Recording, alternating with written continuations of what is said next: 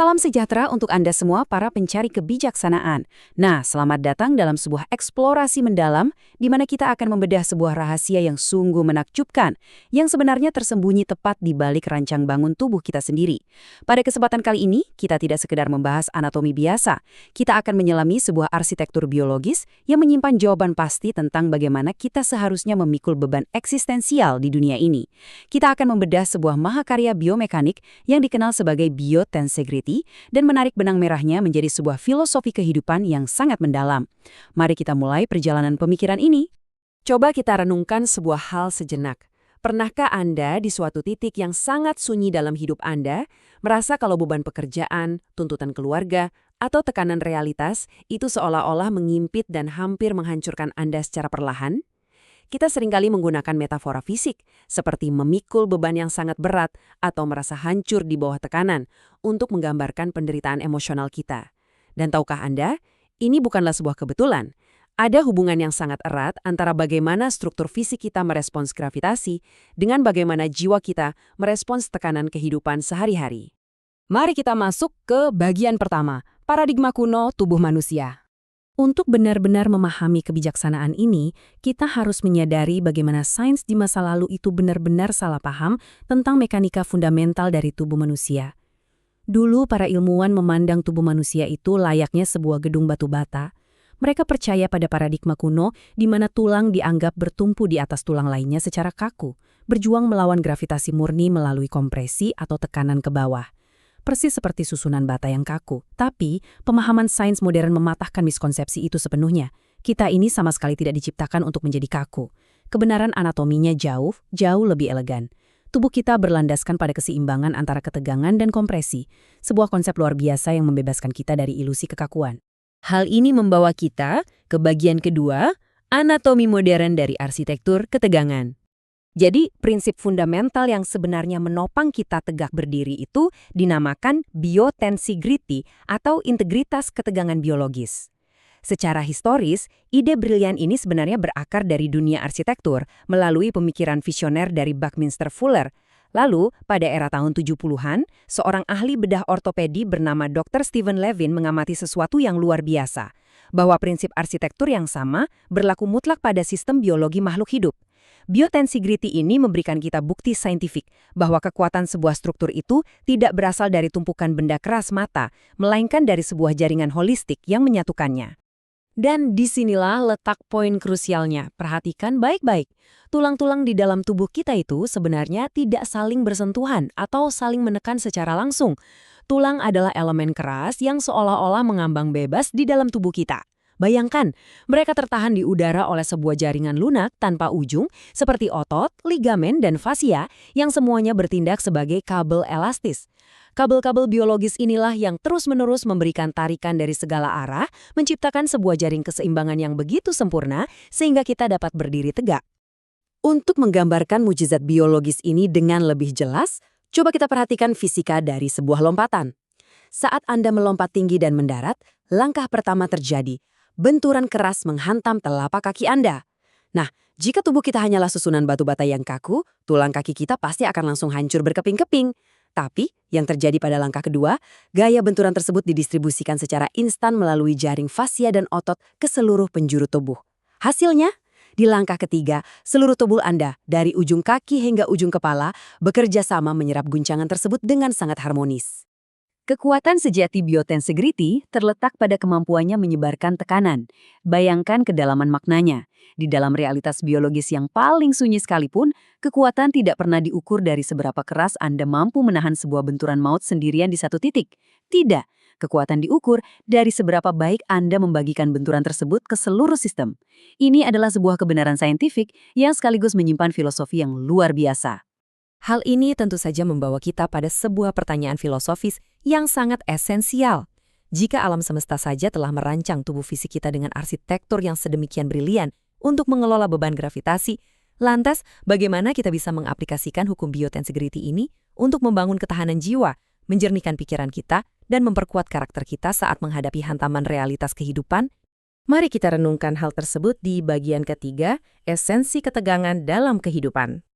Kita seringkali terjebak dalam ilusi, ya, mengira bahwa hidup yang paling ideal itu adalah kehidupan yang 100% tanpa beban, tanpa ketegangan sama sekali, nyantai terus. Tapi coba kita telusuri logika biologisnya tadi. Kalau tubuh Anda kehilangan ketegangan dari otot dan ligamen, tulang-tulang Anda akan seketika runtuh ke lantai, menjadi tumpukan kalsium yang tidak berdaya. Demikian pula dengan arsitektur jiwa kita. Tanpa ketegangan yang terkelola dengan baik, berupa tantangan, tenggat waktu, atau tanggung jawab, karakter kita justru akan kehilangan bentuk. Kita akan runtuh tanpa tujuan. Jadi, stres dan tantangan itu bukanlah racun yang harus selalu dihindari, melainkan sebuah kekuatan yang harus dikelola agar menjadi ketegangan proporsional. Ketegangan inilah yang menopang karakter kita agar tetap tegak berdiri. Selanjutnya, bagian keempat, seni mendistribusikan beban berat. Nah, jika ketegangan itu adalah sebuah keniscayaan, maka rahasia bertahan hidup terletak pada seni mendistribusikan beban. Saat Anda menghadapi masalah yang teramat besar, sebuah benturan realitas yang sangat keras, jangan pernah, sekali lagi, jangan pernah menahannya sendirian di satu titik sempit di pikiran Anda. Pikiran tunggal yang memikul semua beban akan sangat cepat retak dan patah. Anda harus mendistribusikan beban itu ke sistem yang lebih luas. Caranya bagaimana? Pertama, melalui doa. Doa menyambungkan kesadaran Anda dengan penyangga tak terbatas, Sang Pencipta. Kedua, bagikan cerita dan kesedihan Anda dengan pasangan yang memahami Anda. Ketiga, jangan dipendam sendiri di tempat kerja, berdiskusilah, dan delegasikan tantangan itu bersama tim yang solid. Dan keempat, luangkan waktu sejenak melepaskan diri melalui hobi yang menenangkan frekuensi batin Anda. Sebuah jaringan yang sigap menyebabkan beban adalah arsitektur yang mustahil untuk dihancurkan. Kita beranjak ke bagian kelima, berpikir holistik dan fleksibilitas. Ingat, karena tubuh adalah satu kesatuan tensegrity yang utuh, tidak ada hal yang terisolasi. Sebuah postur bahu yang salah, secara perlahan namun sistematis, akan menarik jaringan fasia ke bawah dan pada akhirnya menyebabkan rasa sakit yang parah di pinggang Anda. Nah, analogi anatomi ini secara cemerlang bisa kita tarik ke ranah kepemimpinan dan sosial. Dalam sebuah organisasi, masalah di satu unit tidak pernah berdiri sendiri. Sebuah kebijakan yang diubah secara radikal di hulu kurikulum pendidikan, niscaya akan memberikan tarikan tegangan pada sistem evaluasi di hilirnya. Pemikir yang bijaksana senantiasa melihat jalannya hidup, keluarga, dan tata kelola organisasi sebagai satu kesatuan jaring raksasa yang saling merespons, bukan sebagai bagian-bagian bisu yang terpisah satu sama lain. Lebih jauh lagi, mari kita selami hakikat integritas. Sebuah bangunan beton yang lurus dan kaku mungkin dari luar terlihat sangat perkasa. Tetapi perhatikan ketika gempa kehidupan melanda. Kekakuan tak tertandingi itulah yang justru akan membuatnya rapuh, retak, dan akhirnya hancur berkeping-keping di bawah tekanannya sendiri. Sebaliknya, struktur tensegrity ini mampu menyerap gaya eksternal yang luar biasa masif. Ia akan melengkung secara elegan, beradaptasi dengan guncangan, lalu perlahan kembali ke titik seimbang tanpa cedera yang permanen. Integritas diri yang sejati itu bukanlah pikiran yang dogmatis dan kaku. Integritas adalah kemampuan luhur untuk bersikap lentur, bijak beradaptasi dengan perubahan zaman, sambil tetap kokoh menjaga prinsip-prinsip moral utamanya. Sebagai pamungkas, bagian keenam, refleksi filosofis tentang jaringan dukungan. Perhatikan baik-baik kebenaran mutlak yang ditawarkan sang arsitek agung ini kepada kita. Bahkan struktur yang paling keras dan padat di dalam pilar diri kita, yakni tulang-tulang yang mendukung kehidupan kita, tidak pernah dirancang untuk memikul beban sendirian. Mereka secara mutlak bergantung pada jaringan di sekitarnya.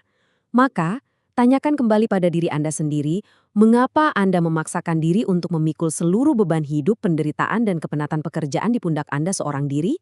Lepaskanlah ego kemandirian yang berlebihan itu. Pastikan jaringan dukungan di sekitar Anda, keluarga yang penuh kasih, sahabat yang tulus, dan kolega yang sepemikiran selalu Anda rawat dengan baik. Ciptakan ikatan yang cukup lentur dan tangguh, sehingga ketika badai kehidupan menerjang, Anda tidak hancur karena kalian menyerap benturan itu secara bersama-sama. Saudara-saudara pencari kebijaksanaan, ilmu pengetahuan tanpa penyebaran itu ibarat bangunan tanpa struktur penopang. Bila Anda senang dengan uraian yang mengulas hikmah di balik sains dan kebijaksanaan kehidupan seperti ini, saya dengan hangat mengajak Anda untuk menekan tombol subscribe pada channel ini, Ruang Dosen. Aktifkan juga loncengnya agar Anda selalu mendapatkan notifikasi bila ada eksplorasi terbaru dari kami yang mungkin bisa menjadi jawaban atas keresahan batin Anda. Klik like dan yang tak kalah penting, share uraian ini kepada mereka yang di luar sana mungkin sedang merasa kewalahan dan sendirian memikul beban beratnya. Mari jadikan ilmu dan hikmah ini menyebar luas sebagai jaring kekuatan bagi orang lain. Sebagai renungan penutup kita hari ini, coba lihat sekeliling Anda sekarang. Beban manakah yang selama ini secara diam-diam Anda paksa pikul seorang diri yang sebenarnya hanya tinggal menunggu waktu untuk Anda distribusikan? Sampai jumpa pada penjelajahan pemikiran kita yang berikutnya.